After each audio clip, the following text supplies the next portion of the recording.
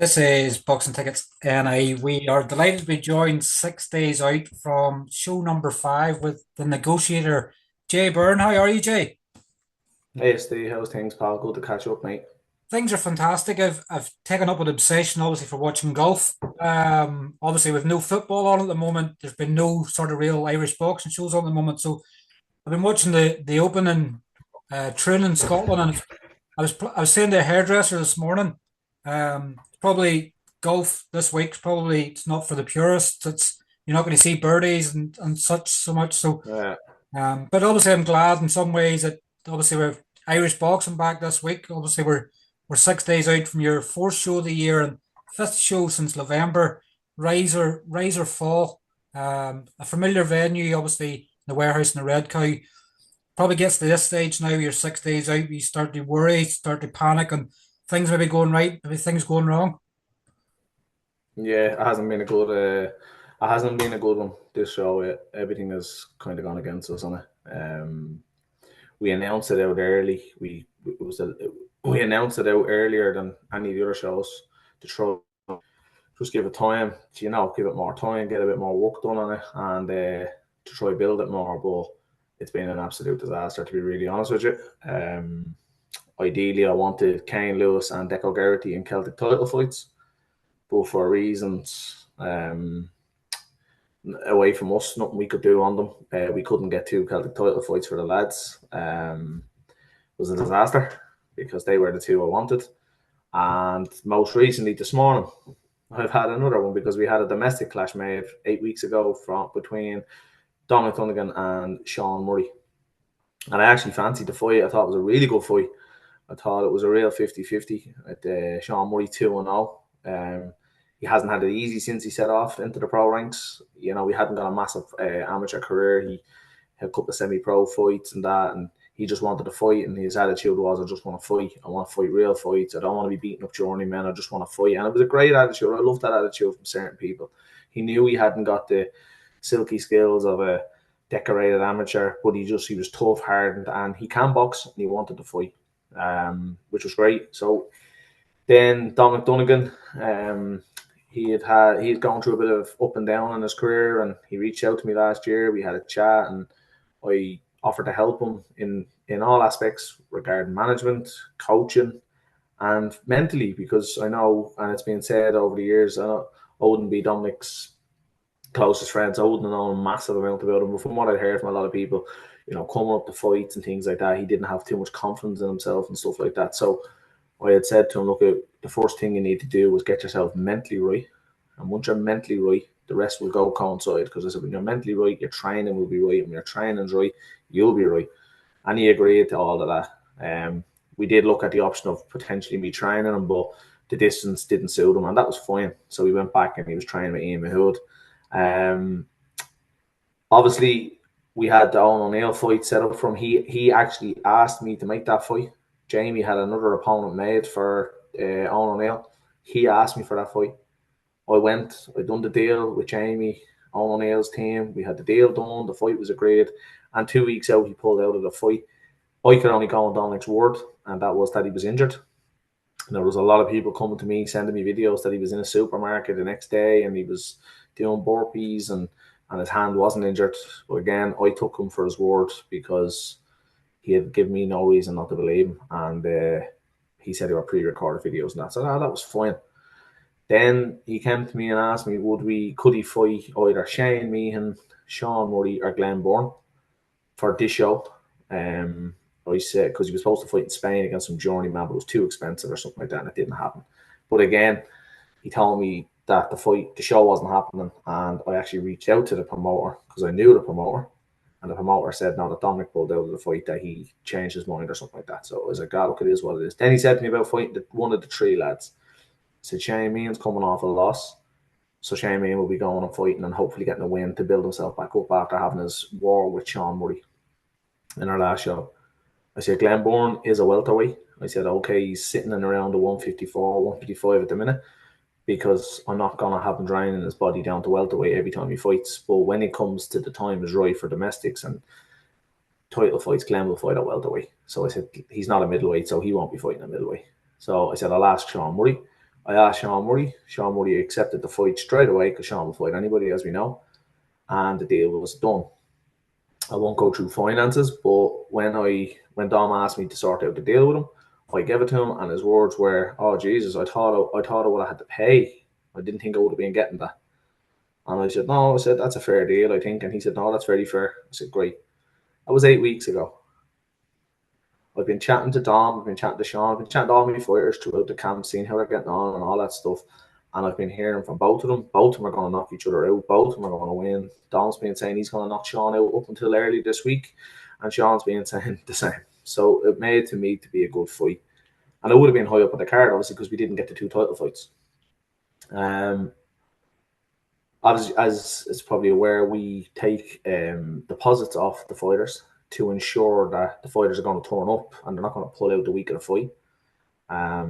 Because the week of the fight is really no man's land, because if you're trying to get in a British boxing board of control opponent, you need to have the application to box abroad in a week before. So the week of the fight is no good. So you're basically leaving a situation where a fight could be pulled and the lad could be left short and he might not fight. Dominic was to pay Tuesday. He said he was paying. He didn't make his deposit. I chased him on Thursday. He never replied. I was chatting to him Thursday. He never replied when I asked him about the deposit. He seen the message. He never replied. I chased him up the next morning. He seen the message. He never replied. He then went to ground for the whole day. I was doing everything to try to get in touch with him, because this was the 7-day barrier that I had to try to get an opponent replacement. I had no reason to believe he was pulling out at this stage, because the last I spoke about the fight to him, he was going to knock him out. And he felt that I personally felt that it was a 50-50 fight. You would probably put the odds in Dom's favour, because he had 15, 16 pro fights. He'd fought 8-rounders. He'd fought 10-rounders. He had an amateur career. Sean hadn't got a really big amateur career. He'd never fought any more than the 6 rounds that they were fighting. He'd only done it once. So experience definitely went to Dom. And, that's, most fighters would look at that and go, "Here, this lad's only a novice. He's only 2 fights in. I should be beating him." Well, that's what I would be thinking if I was in Dom's position, Late last night, Dom came to me and said that he had a conversation with the BUI. He wasn't happy with his conversation with the BUI, and he felt that he was being branded a journeyman, and that there was potentially, it was a setup that, It was potentially that he was being set up, that there was a deal done, that Sean would bring him to 6 rounds and win, but he wouldn't stop him. Now, to me, that's outrageous claims against, one, his manager and promoter, because that questions my credibility, of one of my fighters that I manage. It's an absolute disgrace to even contemplate that. When he said this to me, like point blank, said to him, "That is absolutely ridiculous. You've told me you're going to stop him." So I said, "How can there be a deal made if you're not part of the deal?" It doesn't make any sense. Like, how could I have a deal made with him in the ring, but he doesn't know about the deal, and he was the one going in to knock out Sean? So it doesn't make any sense. So it was, in my opinion, it was silly. I had to reach out to the BUI then just to see exactly what was said in the conversation, because this had done full U-turn. This was a man that was going to knock Sean out, and all of a sudden now it sounded like he wasn't going to take the fight. I contacted the BUI. The BUI basically said exactly what I said. They seen it as, they said to Don that there was no danger in the fight and that they could see it going to 6 rounds. So I went back to Don with that, and I said, "No, this is what the BUI said. The BUI have cleared it all up." So I said, "Is that it now? Are we good to go? Where are we going with this?" And then he just came back and said that, "Oh, well, you know where my head is at the minute, and I have to go with my gut, and my head's telling me not to fight, and da. So you come, you ask for a fight. The fight is made. You can't say you weren't happy with the payment or the money or that, because your word was, 'Geez, that's great. Yeah, no, that's perfect. That's a great deal. Yeah, I wasn't expecting that.' You're going to knock the guy out, and all of a sudden now your gut's telling you not to fight, and you definitely don't have an injury. There's no injury. There's no other reason to pull out of the fight, but your gut's telling you there's something not right, and you're not going to take the fight." I think it's absolutely scandalous, for the reason being, and people might think, "Oh, you shouldn't really be saying it." I'll be saying it because I think it's scandalous. I don't care now about Dominic. Whatever he wants to do in the future is him thing. Hasn't come this morning. We'll terminate his contract or agreement with him. It's done and dusted. He will not box under me again. He will never box on one of my shows ever again, because it's not about me. It's about everybody. One, Sean Murray. Sean Murray has sold his tickets. He's put his camp in. He's now told 6 days out that he may not fight next week. And I'm running around now trying to get a suitable opponent. But my things are limited because I can't even go to the UK.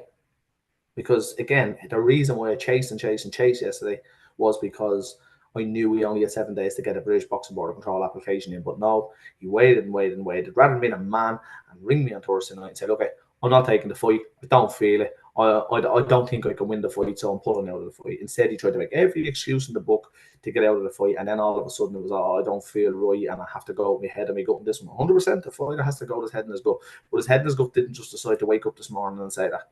He obviously hasn't been fancy. He's been going around sparring. He was sparring with McLean, he was sparring with Decos, he was sparring with Dylan Moore, he was sparring with the kickboxer lad. So he's done his camp, he's fit, he's ready.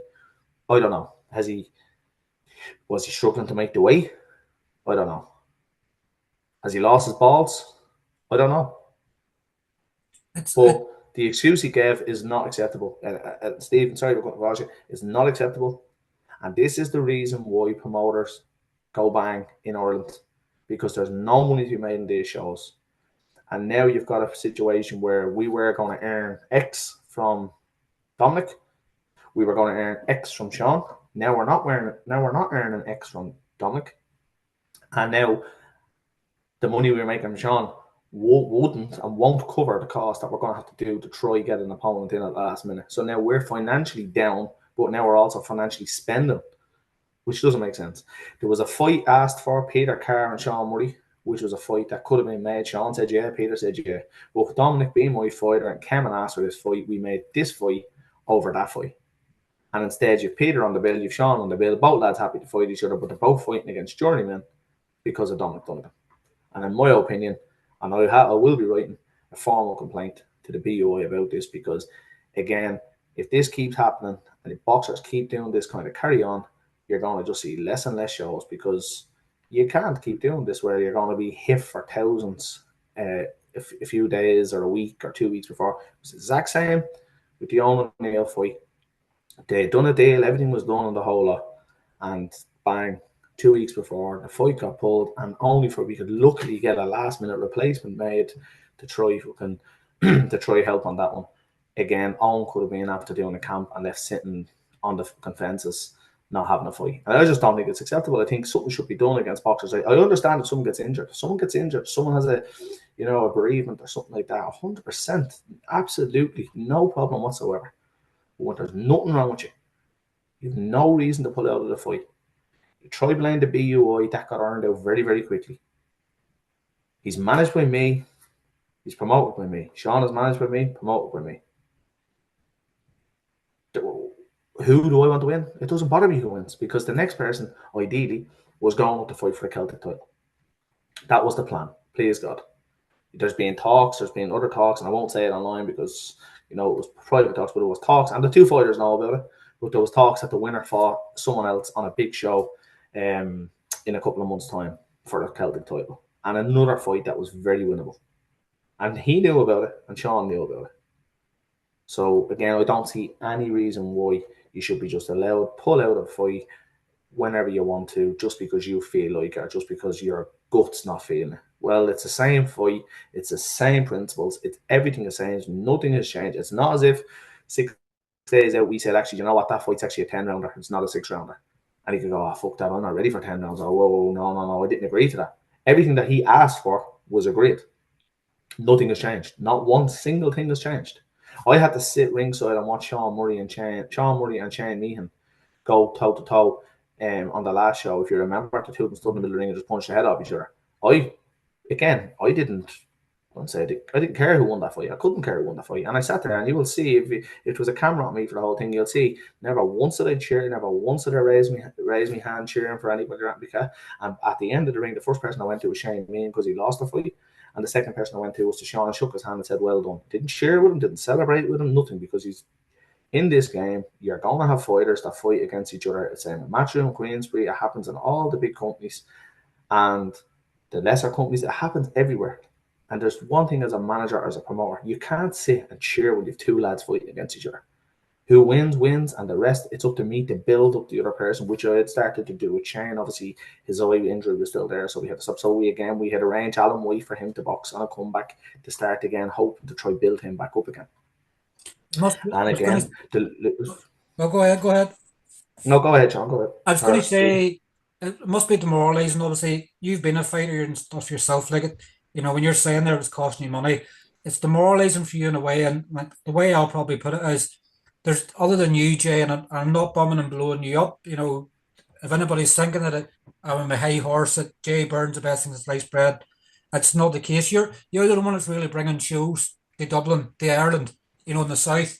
So it's demoralising to you when you're giving fighters an opportunity to better themselves, to get fights, and we'll give good examples obviously in the card. Like there's guys fighting for the fifth time in your fifth show. That probably some of them may have got opportunities elsewhere. They may have had to fight in Spain or fighting in English shows and paying a fortune. You're trying to give fighters an opportunity. So it's demoralising for you when a fighter pulls out for no reason whatsoever, other than the fact that he thinks that the odds are against him in some way or another. Yeah, well, that's exactly it. Like again, there is people doing shows, but there's no one doing consistent shows or progressively building fighters. I get that. There's lads coming in that do a big, Eddie Hearn come in last year, done a big show. You had McConnell done a show last year. Then you had that other crowd, Dylan White's crowd come in and they done a show last year. Barry Walsh, I think, done a show last year. But they're coming in, they're doing one show. Maybe they might do 2 shows a year, and that's happy. That's their business model, and that's what they're doing, and they're happy with that, and it's great to see. Like I'm not knocking them guys. But what we're trying to do is we're trying to do things a little bit different. We're trying to run small shows consistently rather than doing one big show twice a year. We're trying to do small shows consistently because at the end of the day, these small shows are where the people learn. When people say to me, "Are you going to the warehouse again?" Yes. Why? Because it works and it makes sense. You know what I mean? It works and makes sense financially. It's a nice venue. It gives the people, it's a nice crowd. It's a good atmosphere. Rather than me saying, "Oh, sure, we'll just go to the stadium because, to make it different." And you'll only half fill the stadium. It sounds like a morgue and it's not really exciting. And, and it costs more. And so, yes, we will continue to build the small shows. But the plan was 3 to 4 small shows, then a big show. Then 3 to 4 small shows, then a big show. And that is the plan. And that's still the plan, But the thing that bugs me more, someone can pull out of a fight. I just said a minute ago, injuries, you might have bereavement in the family, something might have happened, no problem. You pull out and get pull out when that happens because you don't fight through things like that. You just pull out, you regroup, and you go again on the next one. I have no problem with that. Absolutely no problem with anyone pulling out of a fight like that. But to ask for a fight, to get that fight, 8 weeks, and to wait till 6 days before to pull out, it's just unacceptable. It's unacceptable. When there's no reason, it's unacceptable. If there was reasons and valid reasons, let me have them. But I have all the conversations. There is no valid reason. And the valid reason, the so-called valid reason that was given, got squared and ironed out very quickly because I went straight to the BUI about it. And they told me straight what they said, and it makes sense. It was exactly what I thought. Fairly 50-50 fight, should go the distance. And I think if anyone was looking at it, they'd say, that's not a bad little fight, that, because, as I said, Sean's only beginning, Dominic has all the experience, and that's the way I looked at it. So it is annoying. It's very, very annoying because, again, it's annoying on me financially, but sure, look, it is what it is on that side. But for Sean, and Sean just said to me there, all my crowd are buzzing coming up to watch me fight him. I hope they'll still come. Because they know now he's going to be going in against a journeyman. But again, it's a race against time. Show will be over this time next week, and we haven't got Sean's opponent. Whereas I could have had his opponent earned out, flights booked, hotels booked 6 weeks ago if I wanted to, or I could have had him in a fight with Peter Kerr. So that's just where the annoyance of this thing comes from, and to me, it's just really, really annoying. I was going to say it's that side that obviously it hasn't been followed. Obviously, Sean Murray's obviously put in an 8-week camp. They now obviously potentially not have a fight, and I know you'll do your best for him, but I know that Dominic, obviously, in the past, obviously, has had fallouts with myself, obviously, over retirement. Obviously, I'd asked him, obviously, after the Ben McGovern loss, was maybe time to pack it in. And it wasn't, obviously, of any badness in it. It was more of the fact that annoyed by what he'd been through. He'd obviously lost a really good friend in a car accident. And obviously, defeats can obviously as you'll know, obviously, Jay, you obviously didn't experience defeat just once. You'd suffered a few times, but every defeat obviously takes a wee bit away from you, obviously, in terms of boxing, and it's a brutal sport. You know, where would you obviously see, obviously, now you've terminated, obviously, Dominic's contract, would you obviously, what would your thoughts be, and can he come back from this, or is he probably burnt every In my bridge? opinion, in my opinion, he can't come back from this. I think this is the end of him. Again, it's not up to me to make that decision. It's his career.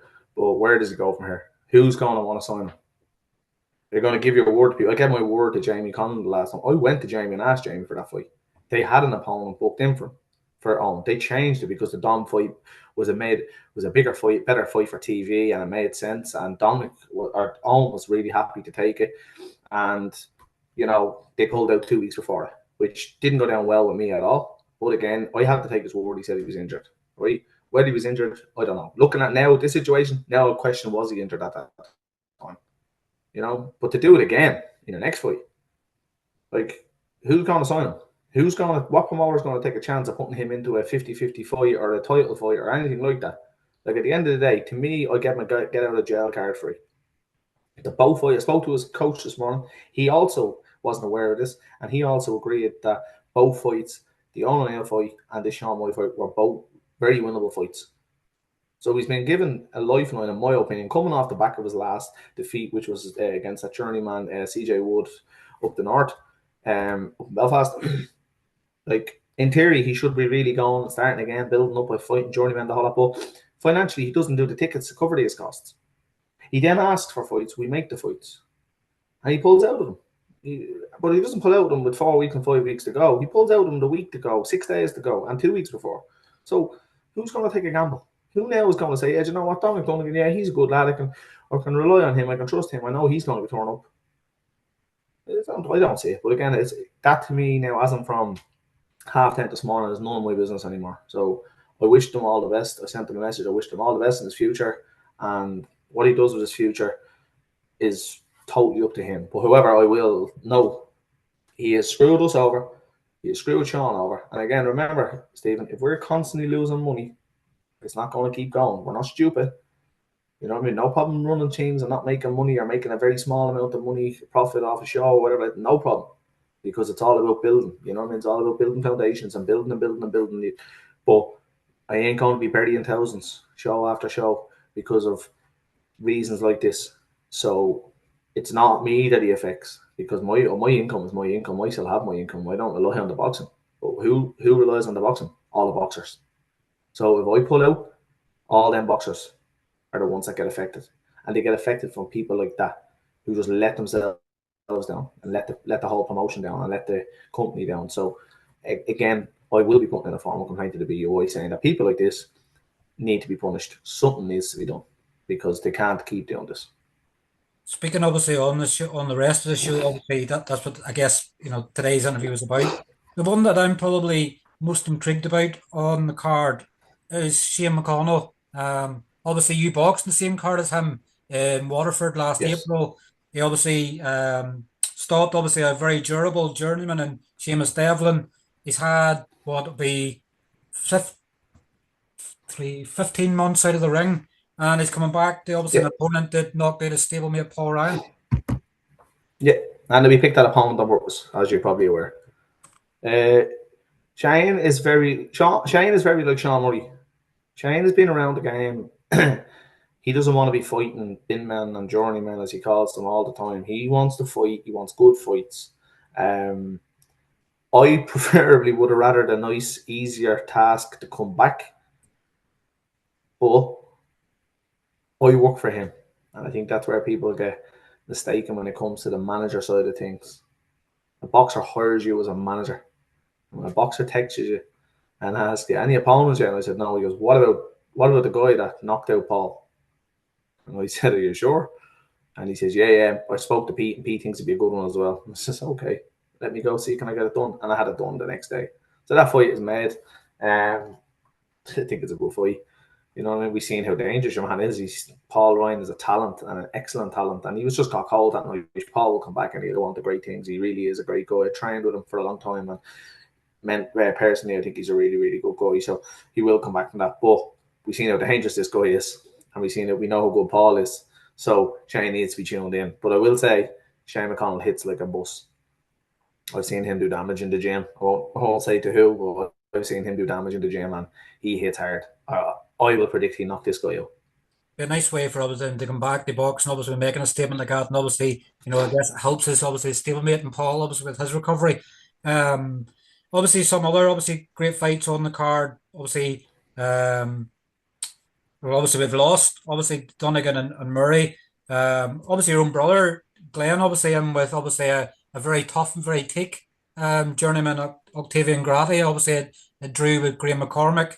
There's obviously another good development fight for Glenn. Obviously, this is his fourth fight now since turning over in November. Yeah, another different opponent. I'll probably take okay. A few people said things about Glenn's matching on the way through.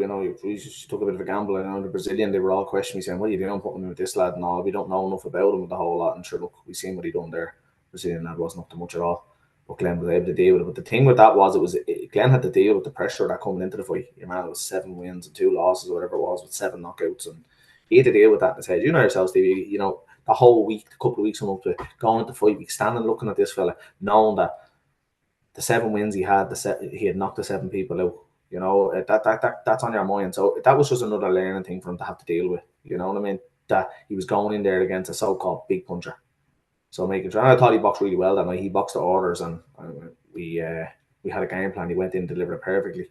Again, the opponent wasn't as good as we thought he would be, but again, it was a learning fight for him. The one in Belfast was another big learning fight for him, because he knows now we can't go out as fast as he went out in that fight, because he went out blistering pace in round 1 and 2 and gassed in 3 and 4, but picked it up and came back around and got a second win in 5 and 6, and that's where I think he won the fight. So another learning fight. Grady, I think we all seen how good Grady is when he got the draw against Graham McCormack on our show earlier this year. Graham is a seasoned pro at middleweight to super middleweight. Glenn is a novice pro at welterweight to light middleweight. So, looking at this one, I'd like to think that Glenn is definitely a favourite to win the fight. But Grady brings something that Glenn's not going to have seen before. But he's also, as we've seen, he took a draw. He stopped Graham McCormack beating him in Ireland.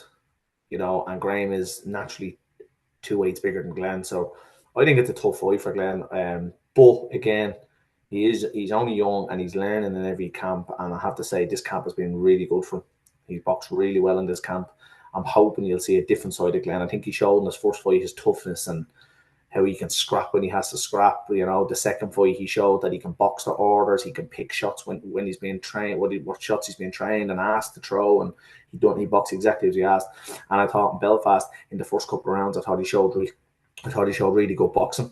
And then he showed that he had to survive in 3 and 4, as in, it was a tough fight.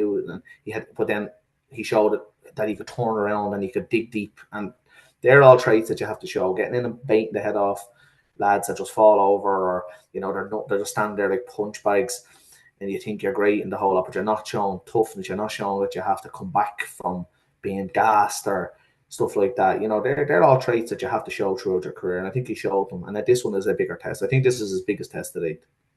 Definitely on paper, obviously it seems that as well. Obviously ever reliable. Obviously your fifth show and fifth outing for Matthew Tindle. Like, you might as well just call it the Tindle show. Yeah, but again, he's very professional young kid. He just does his thing, and we actually debated Celtic title in this one for Matthew. We looked at it and we went, you know what, you could be ready. He's done his 6. He's done his few 4s. I think in his last couple of fights, he has shown as well through it that he has shown different levels of what he has. I think he showed some great boxing in some fights. So he shows toughness in some fights. And the last fight was a really tough fight against that Jacob Lazgowski. He's a big, solid, grown man that came throwing punches. And, Matthew is only a young kid. So you have to people remember that. So this is another one of these journeymen that's tough and rugged. And he's just going to come forward at times. And then he goes on the back foot at other times. And he's going to ask Matthew different questions. But Matthew is very close, I think, to knocking on Celtic titles and things like that. Yes, as that thing, isn't it? You always have to remember sometimes he's only 21 and there's no point sort of pushing him too quickly. Exactly. I'm just looking, obviously, it's telling us that there's less than 10 minutes left there now, I guess. Quickly, obviously, speaking obviously on Paul Noonan's obviously Noonan's second fight, the Devil Peter Carr, John Boyd obviously fighting for the second time, Steve Collins Jr. obviously returning to boxing as well. Cain Yeah, Lewis, obviously you mentioned that you potentially wanted to put into a Celtic title fight, and obviously Cheyanne O'Neill, obviously fighting for the third time as a pro. yeah. Paul Loon's opponent is Ian Casado. Ian Casado was very good, good opponent. He fought Kane Lewis on the last show, very very good. As you can see in the rankings, they're both very very evenly matched numbers wise on the box rec. So it's just another progression fight for Paul. I hope Paul just gets in and shows a little bit more of the skills in his class that he showed on the first night. I thought he was outstanding in the first fight, but as the fight went on, I think he got better in the last fight. And I think this fight will just be a continue on. Another good learning fight. Again, another fight that the lad's not going to jump on the floor. Peter Carr, Jordan Graham. I think everyone knows Jordan Graham. Jordan Graham decides to turn up that night, and when he'll turn up and he'll ask questions of Peter, he can turn up. Jordan does what he does. He's brilliant. He was an excellent amateur. He's a brilliant pro. He turns up in shape all the time. John Boyd, Dale Arrowsmith. Again, John come onto the card quite late. Dale, again, we don't want lads that are going to fall over. Dale will come and ask questions of John. If John drops his hands, gets cocky, tries to, take the piss around like that, Dale will put it on him. And that's what we want again. It's another learning fight. Stevie Collins, Steve has been on to me. He was supposed to come on the last show, but was full. Then he asked about this show, and he's on. He's fighting Ayman Hussein Oitava. Again, and a good fight for Stevie on his comeback. It's a good fight. And Cheyanne O'Neill, as you probably see in the rankings, Cheyanne is ranked 14th in the rankings, and her opponent is 24th. So it's a good ranking fight for Cheyanne. So it'll push her up the rankings a bit. Cain Lewis, I actually had Cain's opponent. It was Stefan Nikolai. Stefan Nikolai got stopped last night in Dubai, so that was another hand grenade thrown at me this morning. So we're just in the process of sorting out that. I actually put a reserve thing. It was just Jake Pollard, just to, another tough journeyman that comes. But I was hoping for Cain to have a bigger and a better opponent. But again, it just couldn't happen. We couldn't get the Celtic title fight across the line. There was a few reasons. Cain knows a couple of reasons. And it just, again, keep Cain busy. But I would be very confident Cain's next fight will have to be for the title. And what will he do then? Obviously, I'm just thinking there, obviously, potential, because it's late notice and everything else, maybe even the potential, obviously, that Sean Murray keeps busy with Alan White, maybe potentially again. Is that maybe an option? Or no, Alan White wasn't available for this show. Sean Murray at the minute, I made 3 calls this morning. One of them was our beloved Ed Kirkemski. Look, again, ideally we would have Sean in a higher level of fight, but at 6 days' notice, can you really be choosy? I did think this was happening yesterday. As I said, it got a bit fucking sheepish yesterday when Don went to ground on me. So I did reach out to Alio, and Alio said, leave it with me, I'll get back. And then he came back and said, we done the deal. The deal was done and agreed yesterday, provisionally. So I've gone back to Alio this morning and says, Alio, look, that's on if you want it. I said, and he's gone off just to confirm it. So that could be Kemsky. But what I will say is, I have a good relationship with Kemsky, as in personally when he comes, we're very close. I like him. He's a really, really nice guy. I think he's a great character, and I like his character. But he knows I wouldn't accept what went on up in Belfast. So he'll be told tomorrow the old translator will be out, or he'll be told on Friday when we're at the weigh-in when the translator will be out, and I'll be told you must fight or you don't be on the shows. And he knows that because I think he tried his best against Lee Reeves, if you remember. He tried his best against Senan. So I think he knows with me that what he has to bring to the table. So again, that could be a good fight, because if Kemsky turns up the way he turned up against Senan, that'd be a good fight. definitely.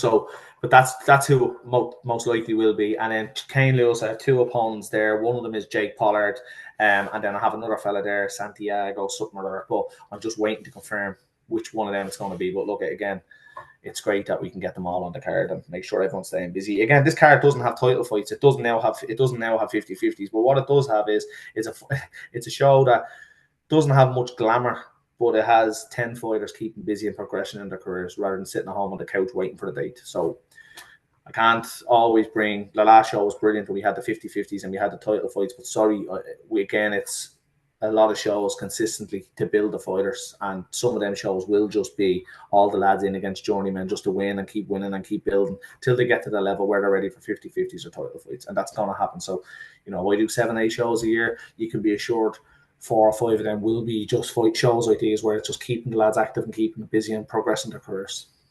Speaking obviously very quickly, then I guess probably anybody thinking obviously of others. It's not in the show. Obviously, you've probably the potential there at the minute. Obviously, Senan Kelly obviously won the Celtic title. They vacated it Yeah. so Tony and Dave Ryan could fight for it. So you potentially now have a Yeah. former Celtic champion and obviously now a current Celtic champion. Obviously, Dave Ryan is the potential maybe them two to go at it next for the Irish title.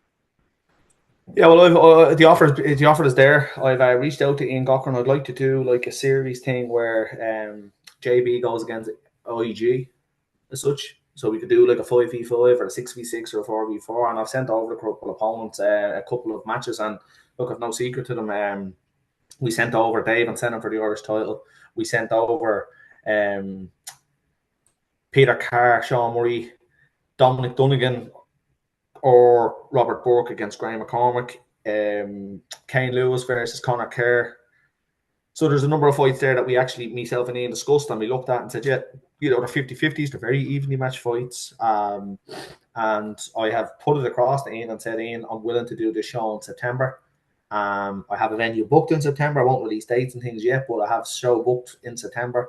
And I will be doing a show in September. If Ian's interested in having 4 or 5 of his lads busy and in good level fights, the offer has gone to him, and he said he just had to go and reach out to the boxers and see where they're available and see where they're interested. So I don't know. You might know more than I do about them matches if they're the type of matches that make sense. Another match there is Shane McConnell and Peter Carr. Both of them have a big kickboxing background, and both of them punch like mules. So that would be a fantastic fight as well. So there is good fights there. Obviously, Ian Gaughran's obviously stable is pretty much like, obviously your stable would be in the fact that they're happy to take domestic fights. Obviously, we've seen the Celtic champions Ian Gaughran's stables had. So, and like a lot of them fights make sense and like sign me up. It's sort of it's like that saying, sign me up. Obviously, they're all tasty and glamorous fights, but I guess you have to get through obviously Friday's show first of all. Yeah. Obviously But that's it. There's other shows. There is other fights happening there. I have a Paul Loonam's next fight cemented deal done on that. That's ready to go. He'll be on a big show for his next fight. There's another couple of fights that I've tippy-toed. Another fight actually was Glenn Bourne and James Freeman. James Freeman was running around drunk in Belfast screaming Glenn's name and going and saying, get me him, I'll fight him next and I'll be him and blah, blah, blah. So that was one as well that I put to Ian because, one, I think it's disrespectful to run around in the arena screaming that. My way of doing things would be go to your manager and ask your manager, is there any chance I can make that fight happen rather than run around full of drink, pointing into the ring saying you beat this fella and you beat that fella. So if he wants that fight and he's ready and he can get himself back into the gym, back training and winning, Glenn will take that fight in a heartbeat. Not a bother. And again, I was holding Glenn back from 50-50s for another few while because he's still learning. But in my opinion, that's not a 50-50. Glenn beats him all day long. Well, look, Jay, we'll let you go and pull your hair out over the next couple of days. We'll obviously we'll look forward to seeing you obviously on Friday. For obviously your Rise of the Fall card. Is there still some tickets left available? There's a lot of tickets left now. Yeah, we were all out. We had none to sell to the public, but we do now. So if anyone's looking for tickets, if they want to touch base with the JB Instagram page, JB Promotions Instagram page, and we can get them posted out, or we can get your name put on the list. Well, listen, thanks very much for your time, and I'll see you on Friday. And thank you very much for everything as always, Steve. Not a problem, Jay. I'll speak to you soon. See you soon. Cheers, thank you. Thanks. Bye-bye. Bye-bye. Bye. Thanks, bye.